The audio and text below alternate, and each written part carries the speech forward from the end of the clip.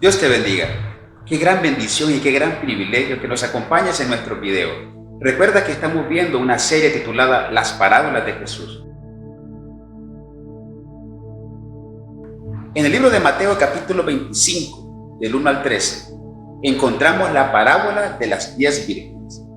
En esta parábola Jesús utiliza una palabra y es vírgenes, como referencia a la santidad, pureza y castidad que como cristianos debemos de vivir separados totalmente del pecado.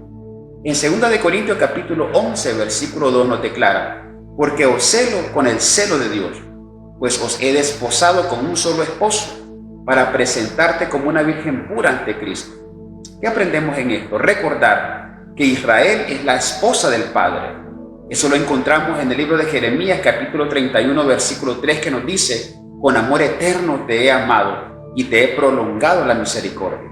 En Joel capítulo 2, versículo 16 nos declara: salga de su cámara el novio y de su tálamo la novia, refiriéndose al pueblo de Israel. Ahora bien, nosotros como iglesia somos la esposa de Jesucristo. En Apocalipsis capítulo 19, del 7 al 8, nos declara: gocémonos y alegrémonos, porque han llegado las bodas del Cordero y su esposa se ha preparado. Y a ella se le ha concebido que se vista de lino fino y limpio y resplandeciente, que son las acciones justas de los santos.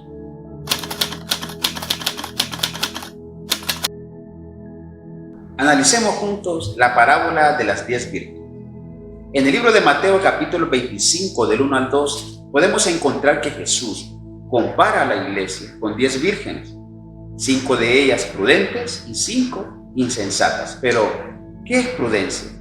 Prudencia es la capacidad que tiene el ser humano para pensar antes de hablar y pensar antes de actuar. En otras palabras, es sabiduría. Proverbios capítulo 10, versículo 19 nos declara que en las muchas palabras no falta el pecado, mas el que refrena sus labios es prudente. Proverbios capítulo 22, versículo 3 nos dice que el avisado ve el mal y se esconde, mas los simples pasan y reciben el daño. Ahora bien, ¿qué es insensatez? Es la falta de juicio, prudencia y madurez que se refleja cuando hablamos y cuando nos comportamos. En otras palabras, es necedad. Proverbios capítulo 10, versículo 1 nos dice que el hijo sabio alegra a su padre, mas el hijo necio es tristeza para su madre. Proverbios capítulo 10, versículo 8 nos dice que el sabio de corazón recibirá los mandamientos, mas el necio de labios caerá. Asimismo podemos ver en el versículo 3 al 5 que las 5 vírgenes insensatas tomaron sus lámparas, pero no tomaron aceite, mas las 5 vírgenes prudentes tomaron el aceite y asimismo tomaron sus lámparas. Pero, ¿qué significa una lámpara? Simboliza nuestra vida espiritual. Recuerde usted lo que dice 1 Corintios capítulo 3, versículo 16. ¿No sabéis que sois el templo de Dios y que el Espíritu de Dios mora en vosotros? Similar nos declara en 1 Corintios capítulo 6, versículo 19. ¿O ignoráis que vuestro cuerpo es el templo del Espíritu Santo de Dios? Ahora bien, ¿qué simboliza el aceite? Simboliza el Espíritu Santo. 1 Tesalonicenses capítulo 5, versículo 19 nos aconseja: no apaguéis al Espíritu. Asimismo en Efesios capítulo 4, versículo 30 nos dice: y no contristéis al Espíritu de Dios con el que fuisteis sellados para el día de la redención. Del versículo 10 al versículo 13 podemos encontrar el regreso del esposo y que las vírgenes prudentes tenían preparadas sus lámparas, asimismo el aceite, es decir, que su vida espiritual estaba llena del Espíritu Santo. Me llama mucho la atención que mientras vino el esposo, las vírgenes insensatas fueron a comprar el aceite y al regresar encontraron la puerta cerrada. Y me impresiona también las palabras de Jesús en el versículo 13 que les dice: nunca los conocí.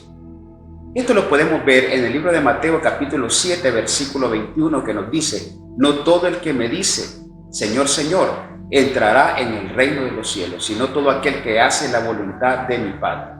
Significa que no todo aquel que va a una iglesia va a obtener la salvación.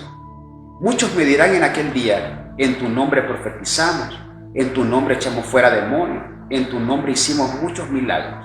Y en el versículo 23 nos dice, y les va a declarar que nunca los conoció, porque la salvación no es por cuántos milagros hacemos, no es por cuántas cosas hacemos, la salvación es por gracia de Cristo, viviendo una vida en obediencia y en santidad. Espero que este video haya sido de edificación y de bendición para tu vida. Y recuerda seguirnos en todas nuestras redes sociales. Dios te bendiga.